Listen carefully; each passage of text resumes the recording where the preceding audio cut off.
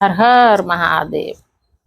पार्थिव पूजा की महिमा, शिव नैवेद्य भक्षण के विषय में निर्णय तथा बल्ब का महात्म्य। सूत जी बोले, महर्षियों, पार्थिव लिंगों की पूजा कोटि कोटि यज्ञों का फल देने वाली है। कलयुग में लोगों के लिए शिवलिंग पूजन श्रेष्ठ दिखाई देता है, वैसा दूसरा कोई साधन नहीं है। यह समस्त शास्त्रों का निश्चित सिद्धांत है। शिवलिंग भोग और मोक्ष देने वाला है। लिंग 3 प्रकार कहे गए हैं, उत्तम, मध्यम और अधम। जो 4 अंगुल ऊंचा और देखने में सुंदर हो तथा वेदी से युक्त हो, उस शिवलिंग को शास्त्राज्ञ महर्षियों ने उत्तम लिंग कहा है। उससे आधा मध्यम और उससे आधा अधम माना गया है। इस तरह 3 प्रकार के शिवलिंग कहे गए हैं, जो उत्तरोत्तर श्रेष्ठ है। ब्राह्मण, क्षत्रिय, वैश्य, शूद्र अथवा विलोम शंकर कोई भी क्यों न हो, वह अपने अधिकार के अनुसार वैदिक अथवा तांत्रिक मंत्र से सदा आदर पूर्वक शिवलिंग की पूजा करे। ब्राह्मणों, महर्षियों, अधिक कहने से क्या लाभ। शिवलिंग का पूजन करने में स्त्रियों का तथा अन्य सब लोगों का भी अधिकार है। द्विजों के लिए वैदिक पद्धति से ही शिवलिंग की पूजा करना श्रेष्ठ है, परंतु अन्य लोगों के लिए वैदिक मार्ग से पूजा करने की सम्मति नहीं है।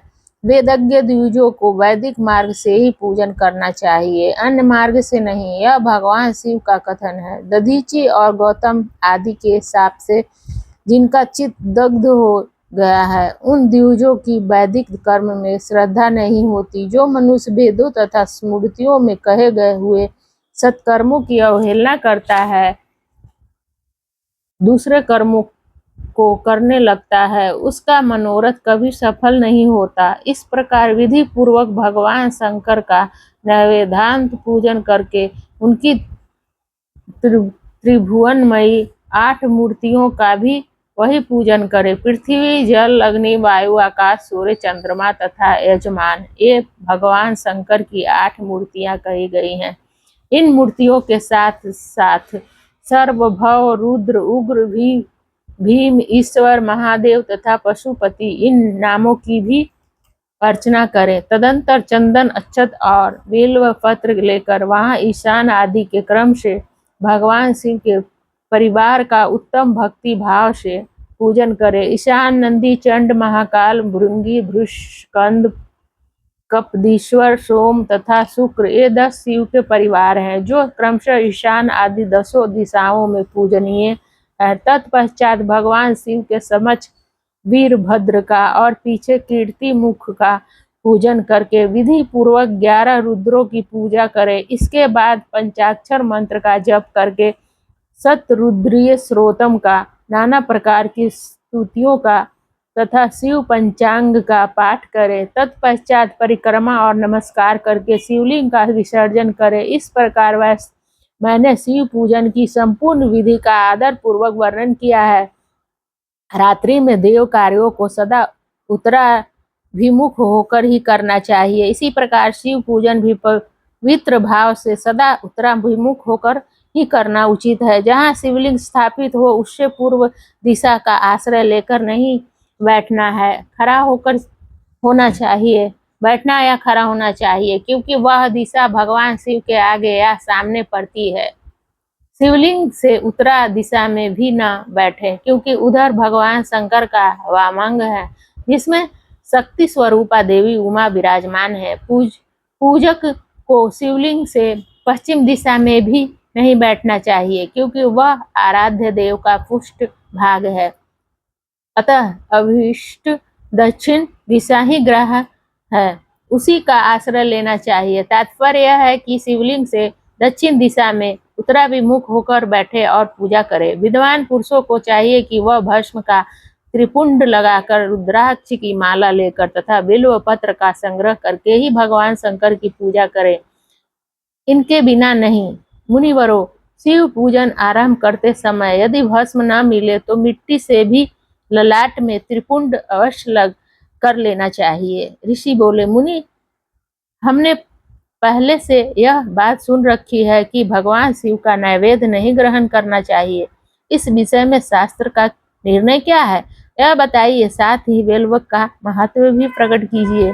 सूत जी ने कहा, मुनियों, आप शिव संबंधी व्रत का पालन करने वाले हैं, अतः आप सबको सततः धन्यवाद है। मैं प्रसन्नता पूर्वक सब कुछ बताता हूँ, आप सावधान होकर सुने। जो भगवान शिव का भक्त है, बाहर भीतर से पवित्र और शुद्ध है, उत्तम व्रत का पालन करने वाला तथा दृढ़ निश्चय से युक्त है, वह शिव नैवेद्य का अवश्य भक्षण करे।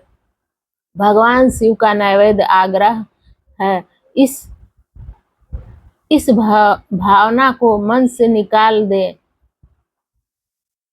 शिव के नैवेद्य को देख लेने मात्र से भी सारे पाप दूर भाग जाते हैं। उसको खा लेने पर तो करोड़ों पुण्य अपने भीतर आ जाते हैं। आए हुए शिव नैवेद्य को सिर झुकाकर प्रसन्नता के साथ ग्रहण करें और प्रयत्न करके शिव स्मरण पूर्वक उसका भक्षण करें। आए हुए शिव नैवेद्य को जो यह कहकर कि मैं इसे दूसरे समय में ग्रहण करूंगा, लेने में विलंब कर देता है, वह मनुष्य निश्चय ही पाप से बंध जाता है। जिसने शिव की दीक्षा ली हो, उस शिव भक्त के लिए यह शिव नैवेद्य अवश्य भक्षणीय है। यहाँ कहा जाता है, शिव की दीक्षा से युक्त शिव भक्त पुरुष के लिए सभी शिवलिंग को नैवेद्य शुभ एवं महाप्रसाद है, अतः वह उसका अवश्य भक्षण करे। परंतु जो अन्य देवताओं की दीक्षा से युक्त है और शिव भक्त में भी मन को लगाए हुए है, उनके लिए शिव नैवेद्य भक्षण के विषय में क्या निर्णय है, इसे आप लोग प्रेम पूर्वक सुने। ब्राह्मणों, जहाँ से साल ग्राम शिला की उत्पत्ति होती है, वहाँ के उत्पन्न लिंग में, रस लिंग में, पाषाण, रजत तथा सुवर्ण से निर्मित लिंग में, देवताओं तथा सिद्धों द्वारा प्रतिष्ठित लिंग में, केसर निर्मित लिंग में, स्फटिक लिंग में, रत्न निर्मित लिंग में तथा समस्त ज्योतिर्लिंगों में विराजमान भगवान शिव के नैवेद्य का भक्षण चांद्रायन व्रत के समान पुण्य जनक है। ब्रह्मा हत्या करने वाला पुरुष भी यदि पवित्र होकर शिव निर्माल्य का भक्षण करके उसे धारण करे तो उसका सारा पाप शीघ्र ही नष्ट हो जाता है।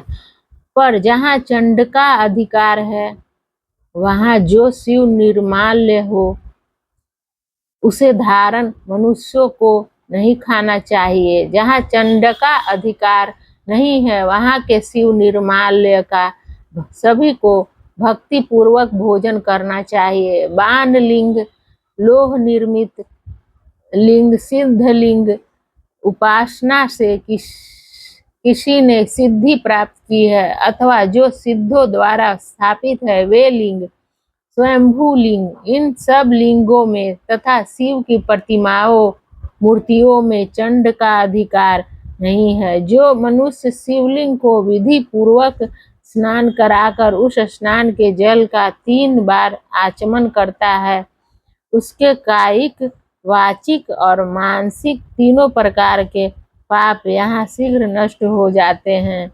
जो शिव नैवेद्य पत्र, पुष्प, फल और जल आग्रह है, वह सब भी साल ग्राम शिला के स्पर्श से पवित्र ग्रहण के योग्य हो जाता है। मुनीश्वरों, शिवलिंग के ऊपर चढ़ा हुआ जो द्रव्य है वह आग्रह है, और जो वस्तु शिवलिंग स्पर्श से रहित है, अर्थात जिस वस्तु को अलग रखकर शिव जी को निवेदित किया जाता है, लिंग के ऊपर चढ़ाया नहीं जाता, उसे अत्यंत पवित्र जानना चाहिए। मुनिवरों, इस प्रकार नैवेद्य के विषय में शास्त्र का निर्णय बताया गया है।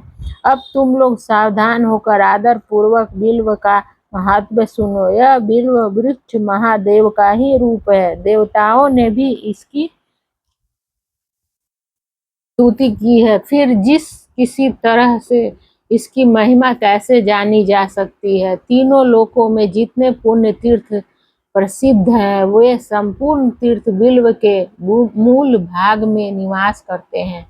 जो पुण्यात्मा मनुष्य बिल्व के मूल में लिंग स्वरूप अविनाशी महादेव जी का पूजन करता है, वह निश्चय ही शिव पद को प्राप्त होता है। जो बिल्व की जड़ के पास जल से अपने मस्तक को सींचता है, वह संपूर्ण तीर्थों में स्नान का फल पा लेता है और वही इस भूतल पर पावन माना जाता है। इस बिल्व की जड़ के परम उत्तम थाले को जल से भरा हुआ लेकर महादेव जी की पूर्णतया संतुष्ट होते हैं।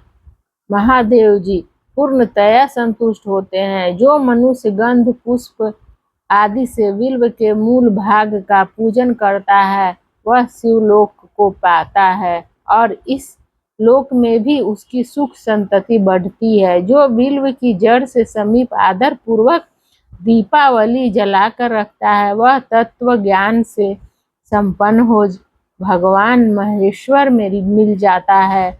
जो बिल्व की शाखा थाम कर हाथ से उसके नए नए पल्व उतारता है और उनसे उस बिल्व की पूजा करता है, वह सब पापों से मुक्त हो जाता है। जो बिल्व की जड़ के समीप भगवान शिव में अनुराग रखने वाला एक भक्त को भी भक्ति पूर्वक भोजन कराता है, उसे कोटि गुना पुण्य प्राप्त होता है। जो बिल्व की जड़ के पास शिव भक्त को खीर और घृत से युक्त अन्न देता है, वह कभी दरिद्र नहीं होता। ब्राह्मणों, इस प्रकार मैंने सांगोपांग शिवलिंग पूजन का वर्णन किया। यह प्रवृत्ति मार्गी तथा निवृत्ति मार्गी पूजकों के भेद से दो प्रकार का होता है। प्रवृत्ति मार्गी लोगों के लिए पीठ पूजा इस भूतल पर संपूर्ण अभीष्ट वस्तुओं को देने वाली होती है।